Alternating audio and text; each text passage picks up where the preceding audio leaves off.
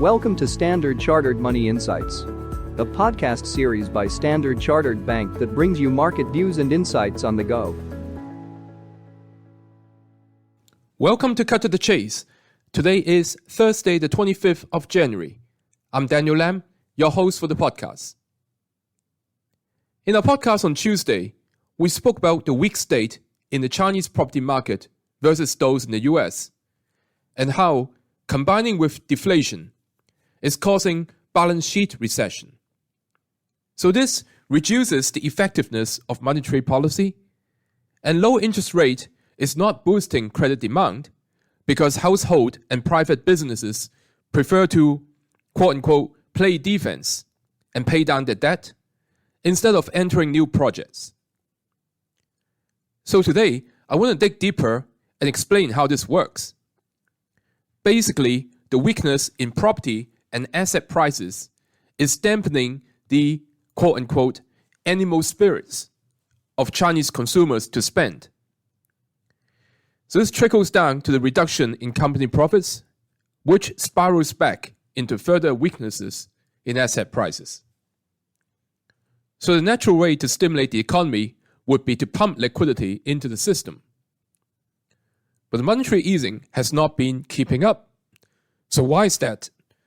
Well, it is because the real yields in China, i.e. the nominal yield minus inflation, remains too high, as inflation data has been very benign.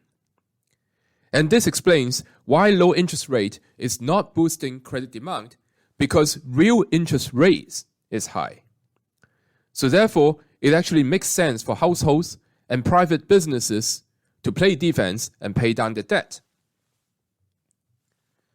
However, there's actually a limit as to how much the PBOC may ease its monetary policy, because you do risk weaknesses in the currency if you ease the monetary policy excessively.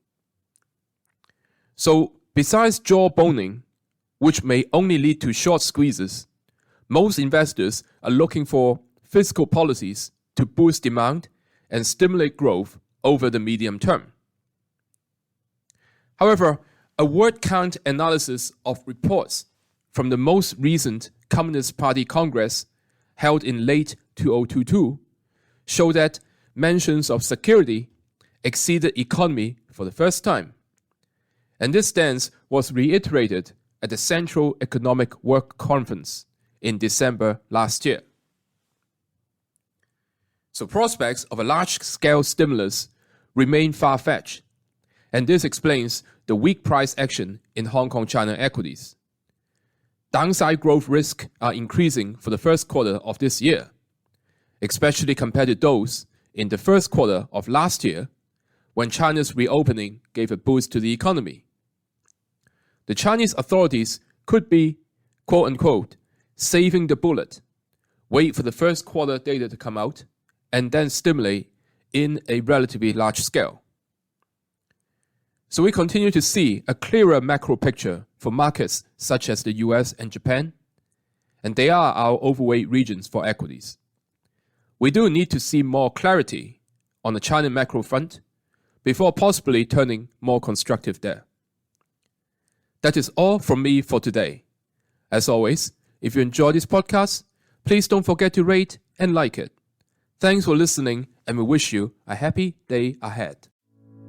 Thank you for listening to Standard Chartered Money Insights, a podcast series by Standard Chartered Bank.